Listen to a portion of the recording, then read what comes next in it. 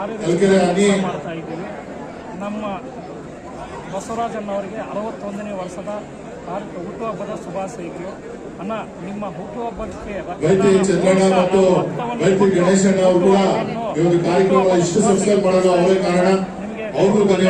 ಆಯುಷ್ ಆಶೀರ್ವಾದ ಕೊಟ್ಟು ನಿಮ್ಮ ಕುಟುಂಬ 100 ವರ್ಷ ಸಂತೋಷವಾಗಿ ಆನಂದವಾಗಿರ್ಬೇಕನ್ನ.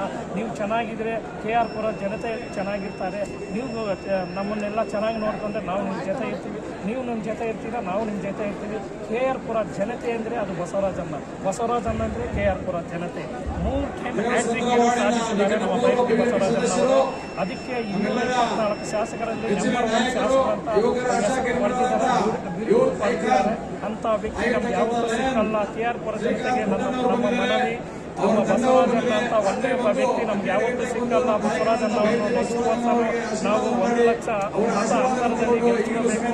ಬಸವರಾಜಣ್ಣ ಯಾವತ್ತೂ ನಮ್ಮ ಜೊತೆ ಇರ್ತಾರೆ. ಯಾವುದೇ ಒಂದು ಕೊರತೆ ಸಾಮಾಜಿಕ ಒಂದು ದೇವಸ್ಥಾನ ಅವರ ಕಷ್ಟ ಸುಖ ಆಗಿರಲಿ, ಸ್ಕೂಲ್ ಕಾಲೇಜ್ ಯಾವುದೇ ವಿಚಾರವಾಗಿರಲಿ ಅಂಥ ವಿಚಾರಕ್ಕೆ ಅವರು ಸ್ಪಂದಿಸ್ತಾರೆ. ನಮ್ಮ ಜೊತೆ ಎಲ್ರಿಗೂ ಅನುಕೂಲವಾಗಿ ಇರ್ತಾರೆ. ಒಂದು ಫೋನ್ ಮಾಡಿ ಅಣ್ಣ ಈ ಥರ ಪ್ರಾಬ್ಲಮ್ ಅಂದರೆ ಅವ್ರಿಗೆ ಸ್ಪಂದಿಸೋ ಅಂಥ ವ್ಯಕ್ತಿ ಸಿಗಬೇಕಂದ್ರೆ ಅದು ಬಸವರಾಜಣ್ಣ. ನಮ್ಮ ಮನೆಗಳಲ್ಲಿ ಒಂದು ಅಣ್ಣ ತಮ್ಮ ಇಲ್ಲ ನಮ್ಮ ಚಿಕ್ಕಪ್ಪ ದೊಡ್ಡಪ್ಪ ಆ ಥರ ಒಂದು ವ್ಯಕ್ತಿಯಾಗಿ ನಮ್ಮ ಜೊತೆ ಇರ್ತಾರೆ. ಅಂಥ ವ್ಯಕ್ತಿ ನಮ್ಗೆ ಸಿಕ್ಕಿದ್ದಾರೆ. ಅವ್ರನ್ನ ನಾವೆಲ್ಲ ಕಾಪಾಡ್ಕೊಂಡು ಹೋಗೋಣ. ಅವ್ರ ಜೊತೆ ನಾವೆಲ್ಲ ಇವಾಗ 10 ವರ್ಷ ಆಗಿದೆ ನಾವು ಬೈರತಿ ಬಸವರಾಜಣ್ಣ ಅವ್ರ ಜೊತೆ ಬಂದು.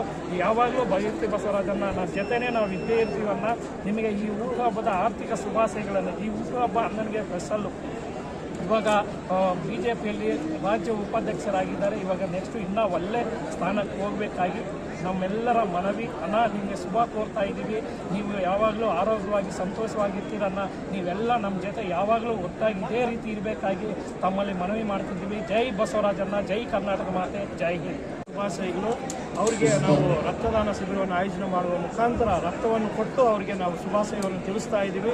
ಅಣ್ಣ, ನೀವು ಯಾವಾಗಲೂ 100 ವರ್ಷ ಸುಖ ಸಂತೋಷದಿಂದ ಬಾಳಿ ಬೆಳಬೇಕಂತೇಳಿ ಮನಸಾರ ಆರಿಸ್ತಾ ಇದ್ದೀವಿ. ಅಣ್ಣ, ನಾವು ಯಾವಾಗಲೂ ನಿಮ್ಮ ಜೊತೆನೇ ಇರ್ತೀವಿ. ನಮಗೆ ನೀವು ಅಣ್ಣನ ಥರ ಬೆನ್ನೆಲುಬಾಗಿದ್ದೀವಿ.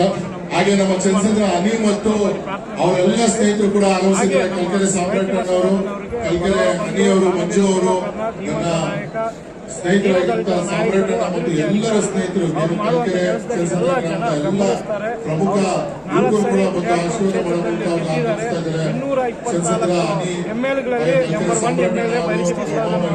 ಅವರಿಗೆ ದೇವರು ಯಾವಾಗಲೂ ಒಳ್ಳೇದು ಮಾಡಲಿ ಅಂತ ಮನಸಾರ ಆರಿಸ್ತಾ ಇದೀವಿ. ಈಗ ಅವರು BJP ರಾಜ್ಯ ಉಪಾಧ್ಯಕ್ಷರಾಗಿದ್ದಾರೆ. ಮುಂದಿನ ದಿನಗಳಲ್ಲಿ ಅವರು ನಮಗೆ ಅನಿಸಿದಂಗೆ ನೆಕ್ಸ್ಟ್ ಮುಖ್ಯಮಂತ್ರಿನೇ ಆಗ್ತಾರಂತ ನಮ್ಮ